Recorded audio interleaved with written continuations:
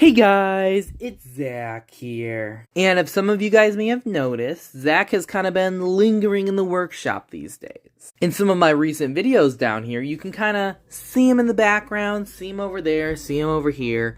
And I bet a lot of people are being like, why is he down there? He's not supposed to be down there.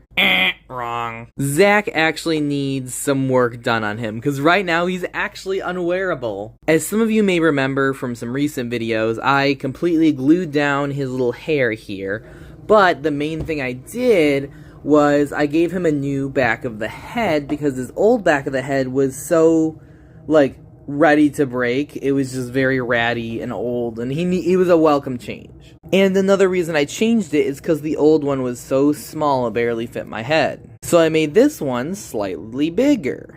That's the problem, actually. The back of his head is so big now that the jaw doesn't work. Let me explain how that works. So here's his head elastic. It's broken, but I'll explain that in a second. For this particular suit, I had a really hard time getting his jaw to even work in the first place, because I bought it pre-made, and it just had a lot of stuff, but I eventually was able to get the jaw in working condition. But one of the main reasons it was able to work at all was because I installed some new elastic straps that were tighter, but also the back of the head helped balance it on my head and keep it in place when I moved my jaw.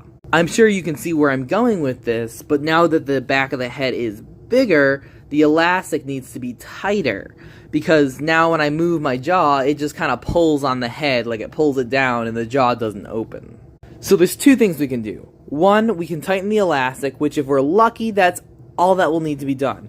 But if that doesn't work, two, I'm going to have to tighten this a little bit to make it work. Let's see. Alright, I removed the old, beat up elastic, and I also removed his head padding because I had barely any in there, and I need to redo it completely anyways. So there we go.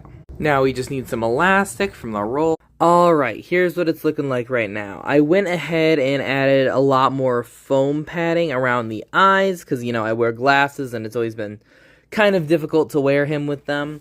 And then I also added new, tighter elastic. Let's see how this works. Okay, not quite. I think what I'm going to do is add some padding, in the back of the head to kind of fill in some of that, so I won't actually have to physically shrink it.